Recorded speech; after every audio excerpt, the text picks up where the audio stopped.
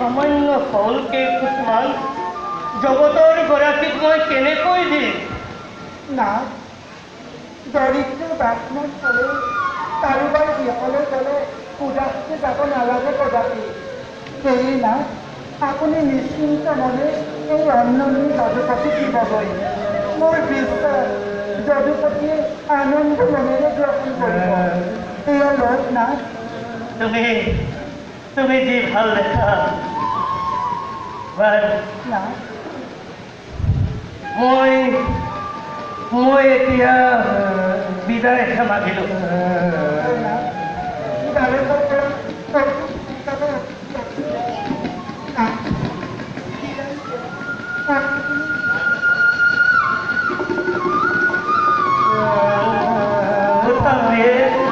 কৃষ্ণই তোমাক সমতি প্ৰদান কৰক।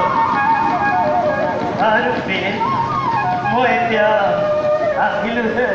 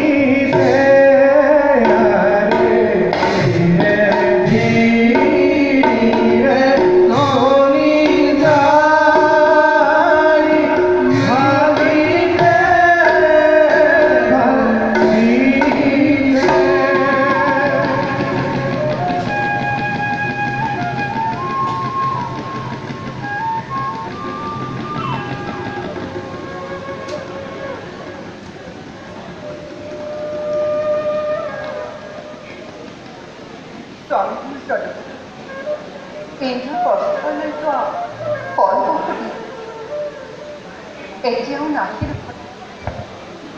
তাৰ মানে কালান্তক জমতে খাল বৈ চলাইছে ভীষণ অত্যাচাৰ।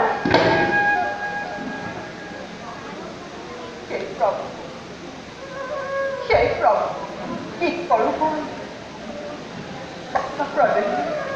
যদুপাৰ পদাৰ্থমে কিমান বান্ধি ৰাখি থাকি আখৰি শক্তি সেই প্ৰভু তুমি শীঘ্ৰেই উলটি আহা উলটি।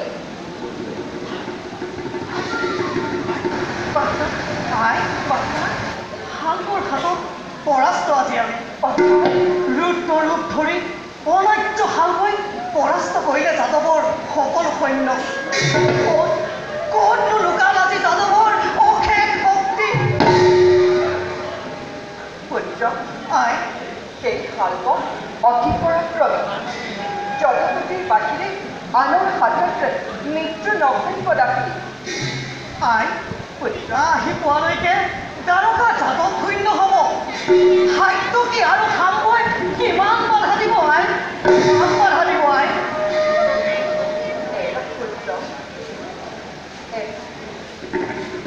দ্বাৰকা ৰাখৰ ৰক্ষণে দ্বাৰকা ৰক্ষণ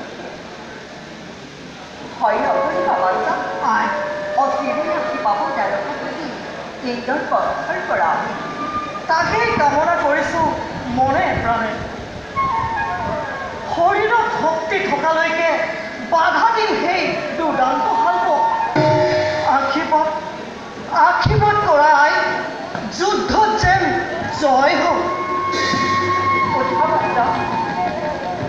কিয় বৰিয়াই তোমাক কৰিছোঁ আশীৰ্বাদ? কথা তুমি কোৱা হ'ল মাত্ৰ মনত ৰাখিবা বাচা। আই চিৰৰ ৰাজ্য জন্মভূমি সন্মান যাতে নহয় লাভক। কোনেও বাধা প্ৰদান কৰিব নোৱাৰে ৰুক্মিণী। বাচা ভীষণ সংকট আৰু দৈৰ্য নামিছে তাৰকা বাছা পিতা সন্মুখত আছে মহান কৰ্তব্য অৱশ্যে মই কৰ্তব্য কৰিম পালন যোৱা বাছা পুনৰবাৰ যোৱা তুমি ৰণৰ ক্ষেত্ৰলৈ ভাল পিতা ময়ো গৈ আছোঁ তোমাৰ সহায়ৰ বাবে যোৱা বাছা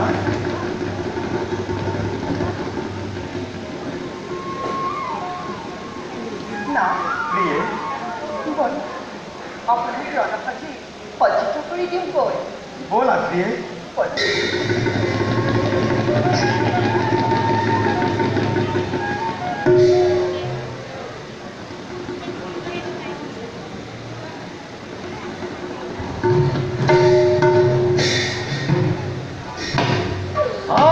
ক্ৰান্তকাৰী কৃষ্ণ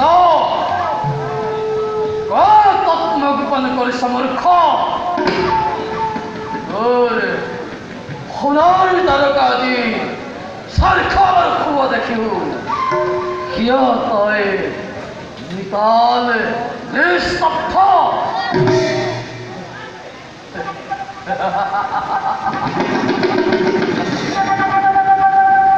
জগতে কয় তই হেনো মুক্তিদাতা আজি মুক্তিদাতা মুক্তিৰ বাবে পদাৰ্পণ ঘটিছে তাৰকাত এই হাৰিব নাজানে কৃষ্ণ